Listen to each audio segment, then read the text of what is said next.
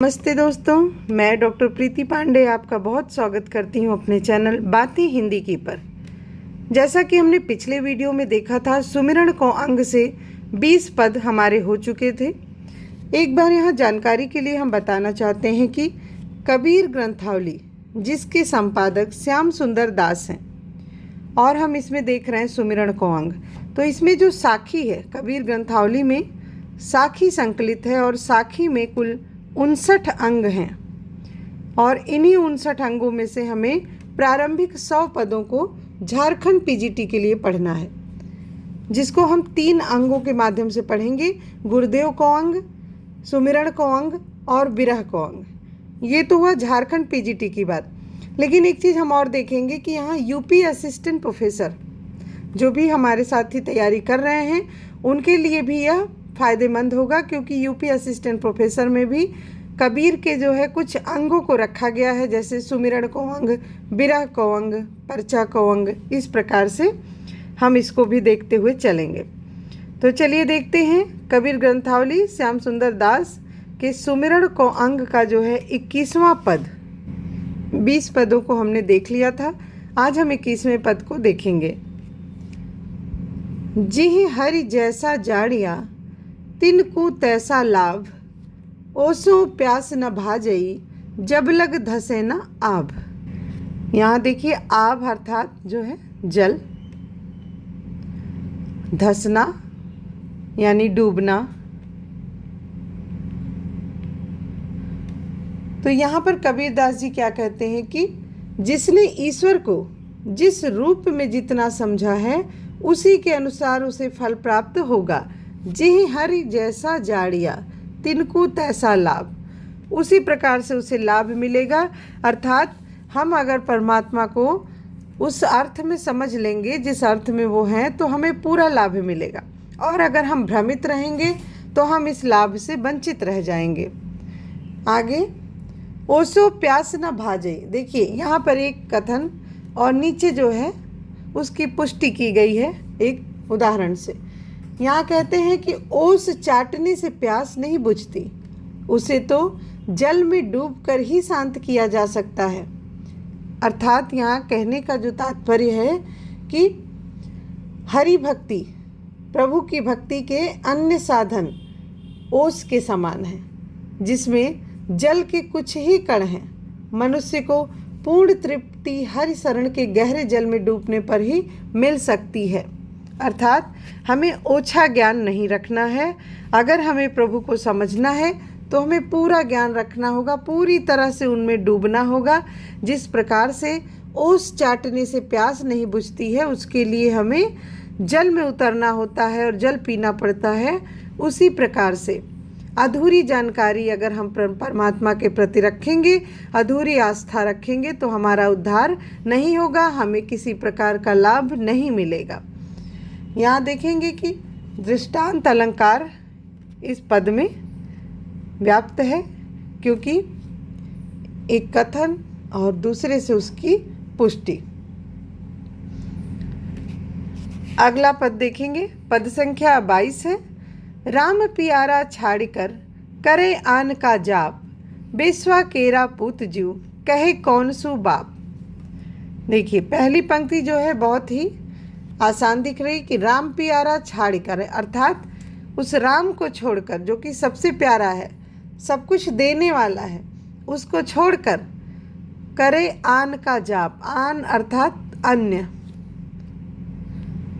कि हम अन्य का जाप क्यों कर रहे हैं, क्यों भटक रहे हैं, और अगर हम ऐसा कर रहे हैं तो हमारी स्थिति क्या होगी, या जो भी व्यक्ति ऐसा कर रहा है उनकी स्थिति वेश्या पुत्र के समान होगी। वेश्या केरा, वेश्या के पुत्र के समान होगी, क्योंकि जो वेश्या का पुत्र है वह नहीं जानता कि उसका पिता कौन है, और वह पूरे रूप से उसको नहीं बोल पाएगा कि यह मेरा पिता है। इसी प्रकार से इधर उधर भटकता रहेगा, और इसी तरह से वह व्यक्ति भी इधर उधर भटकता रहेगा वेश्या के पुत्र की तरह, जो कि राम को छोड़कर अन्य की बात मानता है, अन्य ढोंग पाखंड में लिप्त रहता है। यहाँ पर देखिए उपमा अलंकार बेस्या केरे पूत ज्यों में उपमा अलंकार है। उपमा अलंकार। अगला पद देखेंगे, पद संख्या 23 है। कबीर आपड़ राम कही औरा राम कहाई, जिह मुख राम न उचरे तिह मुख फेरी कहाई। यहाँ देखिए नाम का ही स्मरण करना है। इन पूरे पदों में सुमिरन को पद है, तो सुमिरन का तात्पर्य है नाम स्मरण।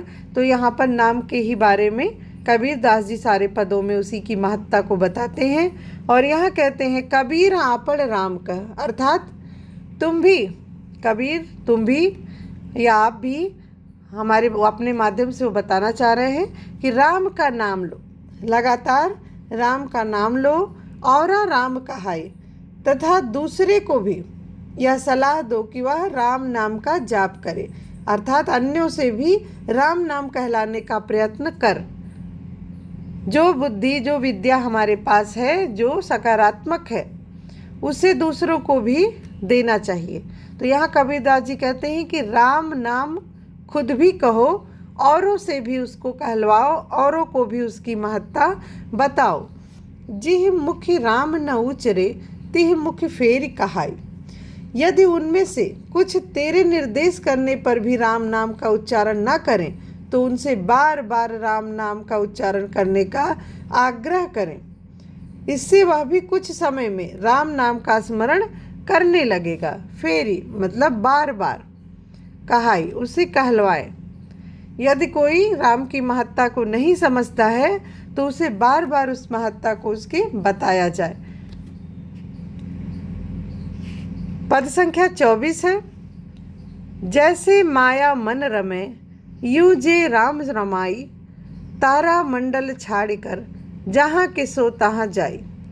देखिए यहाँ पर कबीरदास जी कह रहे हैं तारा मंडल अर्थात सांसारिक साधन कह सकते हैं। और यहाँ कबीरदास जी कहते हैं कि हे मनुष्य, जिस भाव से तू अपने मन में माया को रमाता है, सांसारिक सुखों को रमाता है, इस मोह माया को अपने अंदर समाये हुए है, अर्थात संसार के आकर्षणों के प्रति अपने मन में प्रेम भाव जिस प्रकार से तू उत्पन्न करता है, उसी उत्कंठा से, उसी लालसा से तू अपने हृदय में प्रभु राम को रमा। यूं जे राम रमाए, उसी तरह, यूं अर्थात उसी तरह यदि तुम राम को रमाते जैसे तुमने माया को रमाया है, सांसारिक विषय वासना को अपने अंदर समाया हुआ है, उसी आस्था से, उसी लगन से, उसी लालसा से यदि तुम राम को रमा लेते तो बड़ा अच्छा होता। तारा मंडल छाड़कर जहाँ के सो तहाँ जाए।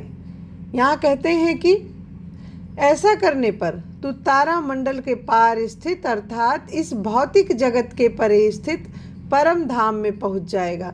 देखिए यहाँ तुलसीदास जी कहना चाहते हैं कि जिस प्रकार से तारा मंडल में ही भटकते रहते हैं और सूर्य के पास नहीं जा पाते हैं, तो सूर्य के पास अर्थात परम तत्व के पास जाने के लिए हमें क्या करना होगा?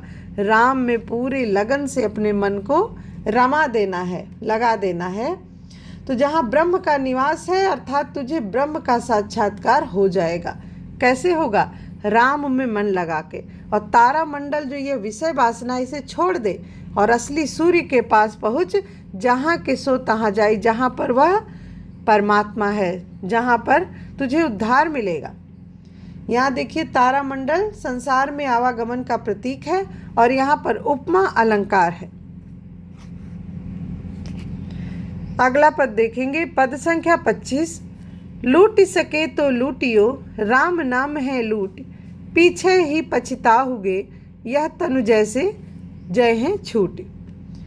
देखिए यहाँ पर कबीरदास जी फिर एक बार इस संसार की जो विनाशकारी संसार है, मोह माया है, इसको छोड़ने की बात कहते हैं और कहते हैं कि राम नाम की लूट मची हुई है, अर्थात यह बहुत आसान है, इसे लूट लो।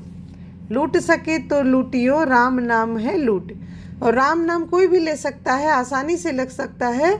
ऐसे में तुम क्या करो? इसे लूट लो, अर्थात इसे अपना लो, इसे समझ लो। और संतों और भक्तों के द्वारा राम नाम का अपने अंदर जो समाहित करने का एक प्रक्रिया है उसे शुरू कर दो।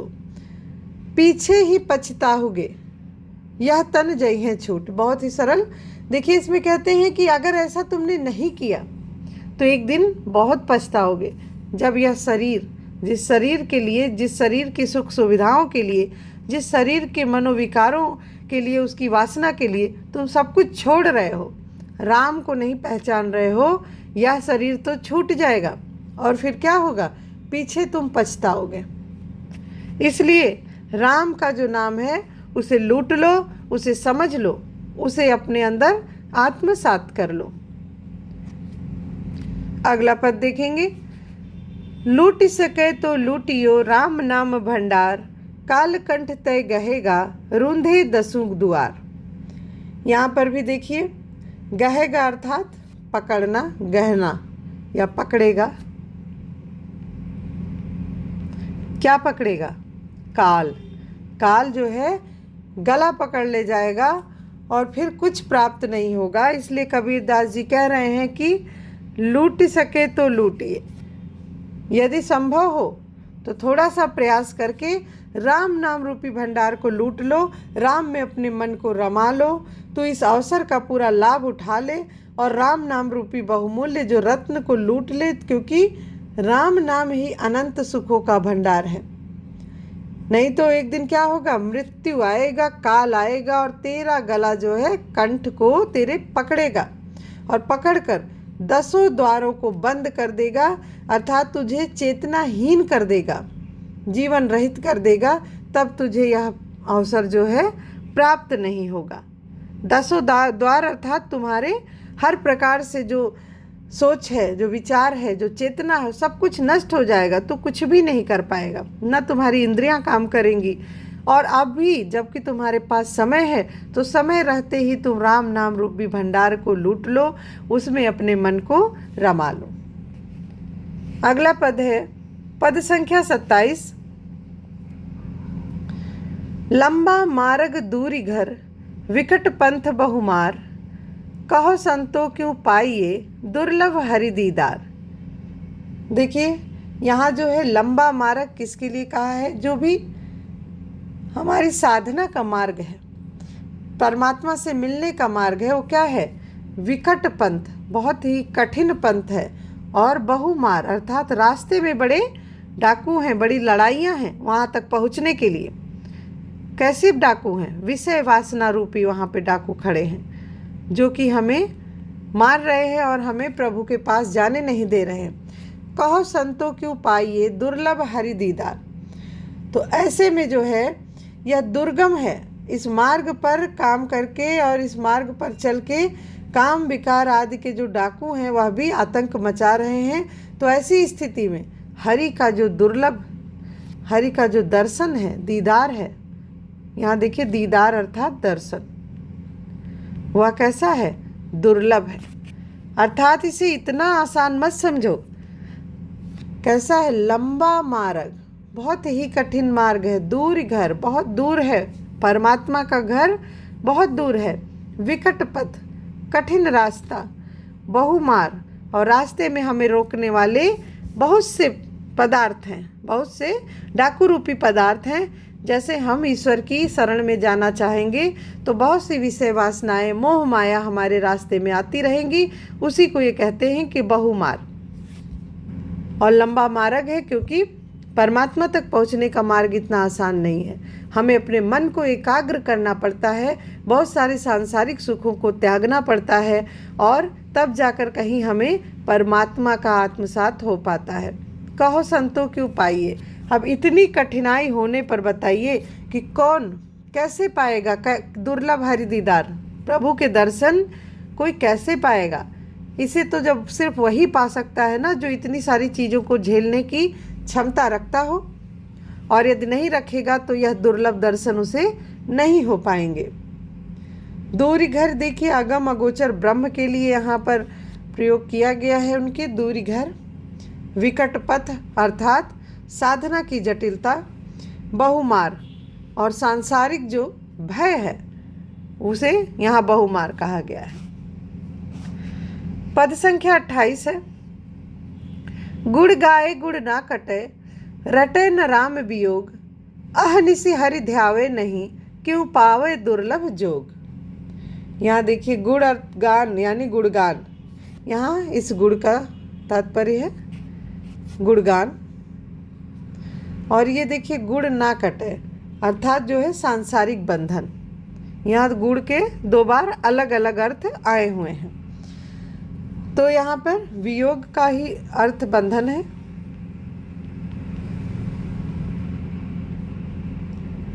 दुर्लभ जोग अर्थात आत्मा परमात्मा के मिलन का जो वियोग है उसे कहा गया है दुर्लभ जोग। निशि अहनिशि अर्थात दिन रात, दिन रात। तो चलिए भावार्थ देखेंगे कि कबीर दास जी कहते हैं गुड़ गाए गुड़ ना कटे, अर्थात कि हे मनुष्य, राम का गुणगान करने से संसार के सभी बंधन कट जाते हैं। इस बात को सुनकर भी तुम राम के वियोग का अनुभव कर राम का नाम क्यों नहीं रटता। रटे न राम वियोग। इतना सब कुछ जान रहा है कि सिर्फ ईश्वर का गुणगान करने से जो सांसारिक बंधन है वह कट जाएंगे।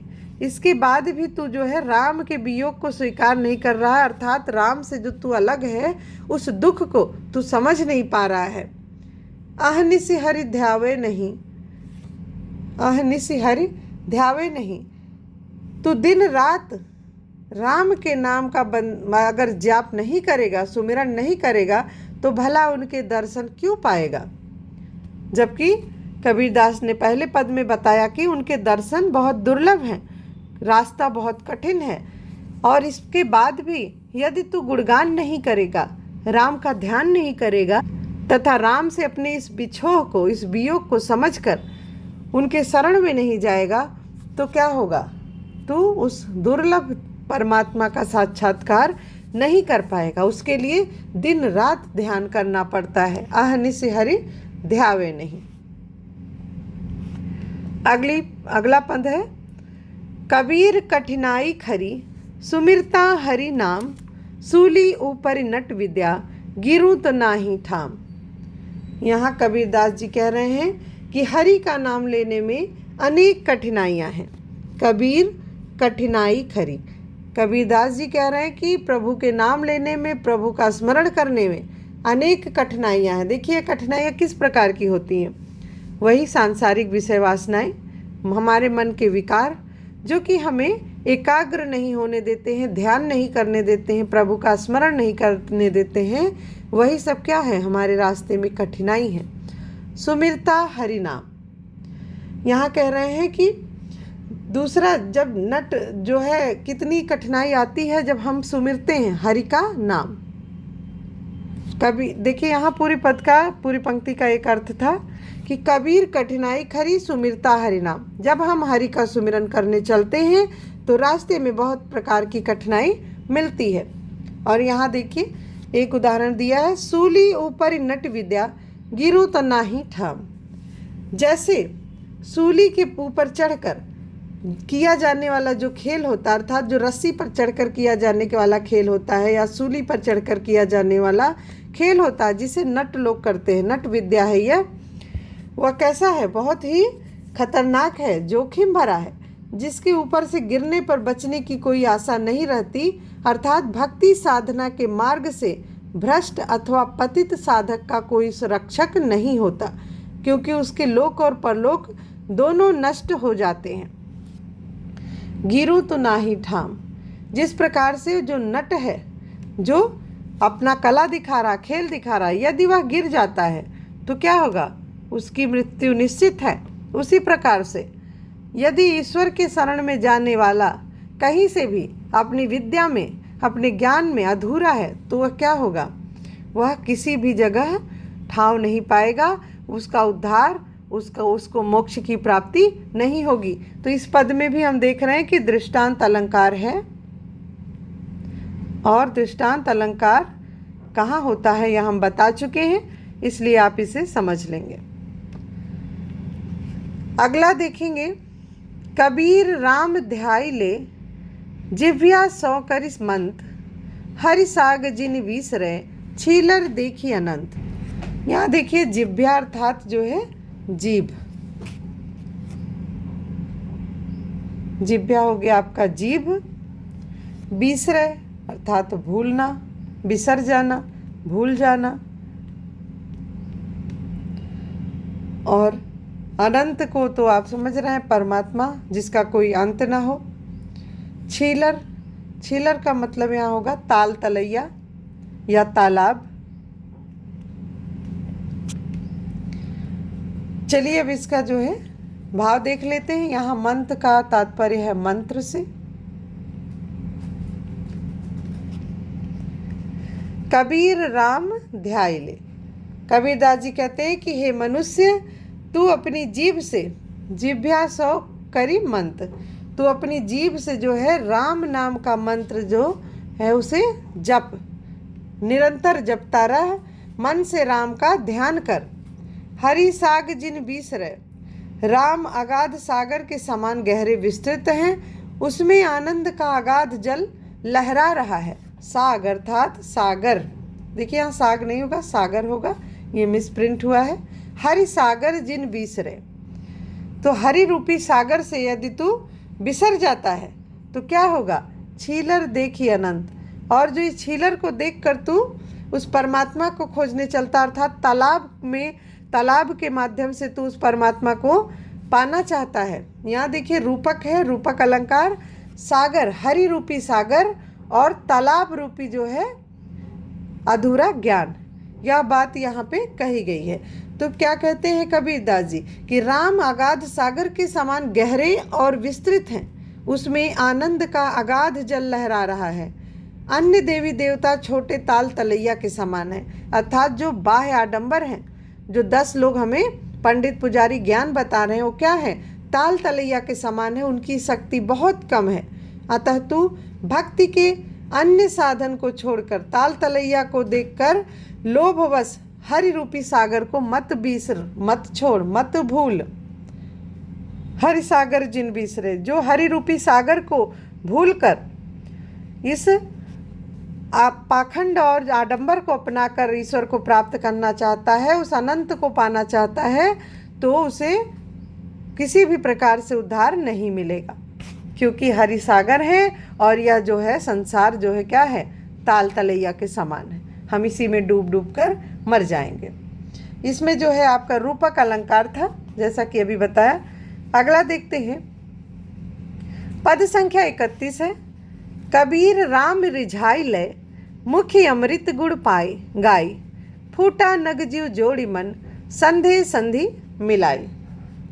यहाँ देखिए कबीरदास जी कहते हैं रिझाना अर्थात उनको मनाना या लुभाना।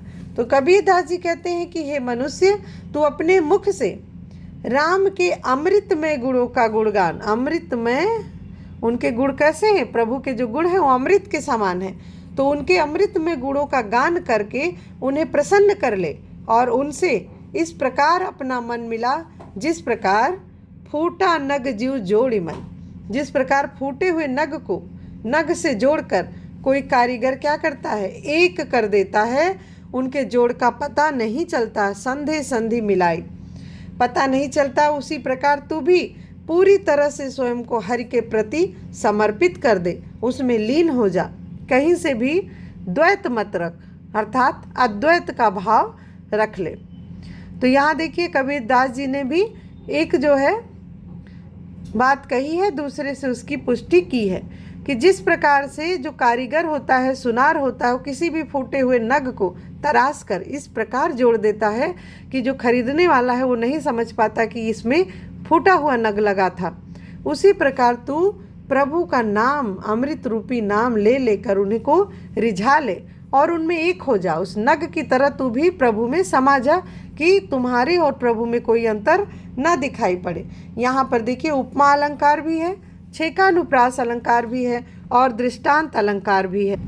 यहाँ छेकानुप्रास देखिए जा की आवृत्ति, सा की आवृत्ति, इस प्रकार से रा की आवृत्ति। तो यहाँ छेकानुप्रास अलंकार होता है। यदि ऑप्शन में छेकानुप्रास है तो आप वही लगाएंगे। इसके अलावा एक कथन कहकर दूसरे से उसकी पुष्टि की गई है, तो यहाँ पर दृष्टांत अलंकार भी होगा। और उपमा अलंकार है। फूटा नग जीव जोड़ी मन, उपमा दिया गया है तो यहाँ पर उपमा अलंकार भी है। तो जिस प्रकार से ऑप्शन रहेंगे, विकल्प आएंगे, उस तरह से हमें जानना है। और अगर साथ में आ जाता है कि कौन कौन से अलंकार हैं, तो हमें ध्यान रखना कि इसमें 3 अलंकार जो है दृष्टव्य हैं: उपमा, छेका, अनुप्रास और दृष्टांत अलंकार। अगला जो है और आखिरी जो है सुमिरन को पद का अंतिम पद यह है: कबीर चित्त चमकिया, चहु दिस लागी लाई, हरि सुमिरन हाथू घड़ा, बेगे लेहु बुझाई। देखिए, लागी लाई यहाँ अर्थात आग लगी है। क्या लगी है? आग। और चमकिया, ज्ञान की जो तरंग है चित्त में चमक रही है। चित्त अर्थात हृदय, और यहाँ पर ज्ञान की लहर की बात कही गई, ज्ञान के तरंग की बात कही गई है। यहाँ देखिए भावार्थ देखेंगे। कबीरदास जी कहते हैं कि चारों ओर विषय वासनाओं तथा ईर्ष्या द्वेष की आग लगी हुई है। चहु दिस लागी आग, किस प्रकार की आग लगी है? विषय वासना की, लोभ की, द्वेष की आग जल रही है। यह देखकर मेरे हृदय में अचानक ज्ञान की तरंग चमक उठी। कबीर चित्त चमकिया, चित्त में हमारे क्या हुआ? ज्ञान का जो है तरंग चमक उठा है कि मेरे हाथ में तो हरि स्मरण, हरि सुमिरन हाथू घड़ा, मेरे हाथ में तो हरि स्मरण के जल से भरा हुआ घड़ा है, जिससे मैं इस आग को तत्काल बुझा सकता हूँ। बेगे लेहु बुझाए, अर्थात मुझ पर इस आग का असर नहीं पड़ेगा। यह जो विषय वासना का आग चारों तरफ लगा है वह मेरे पास नहीं आ पाएगा, क्योंकि मेरे पास तो ज्ञान रूपी तरंग जो है मेरे हृदय में चमक चुका है, चमक उठा है। हरि सुमिरन हाथू घड़ा, क्यों, कहाँ से चमका? क्योंकि मेरे पास हरि का, प्रभु का स्मरण करने का, नाम स्मरण का एक घड़ा है, जिसके आधार पर मैं इस आग को अपने अंदर बुझा लूँगा। मैं इस विषय वासना को अपने अंदर प्रविष्ट नहीं होने दूंगा। यहाँ देखिए रूपक अलंकार है और प्रतीकात्मकता भी है। चित्त चमकिया अर्थात ज्ञान की तरंग चमकी हुई है। लागी लाई अर्थात विषय वासना और ईर्ष्या दोष की आग का संकेत है। आज के लिए बस इतना ही। यह हमारा सुमिरन को पद से अंतिम पद था। इसके बाद हम लेकर आएंगे विरह को अंग। उसके बाद हमारे 100 पद पूरे हो जाएंगे झारखंड पीजीटी के लिए। लेकिन दोस्तों हम रुकेंगे नहीं। विरह को अंग के बाद हम पर्चा को अंग और भी जो पद लगे हुए हैं कबीरदास के यूपी असिस्टेंट प्रोफेसर में, उसको भी इसी साथ देखते हुए चलेंगे। हमारे जो दोस्त जो है यूपी असिस्टेंट प्रोफेसर की तैयारी नहीं कर रहे हैं, वो विरह को अंग तक झारखंड पीजीटी के लिए वहाँ तक ही पढ़ेंगे। इसके बाद आप अपने पाठ्यक्रम को देखते हुए ही अपनी तैयारी करेंगे। तो अभी इतना ही। धन्यवाद।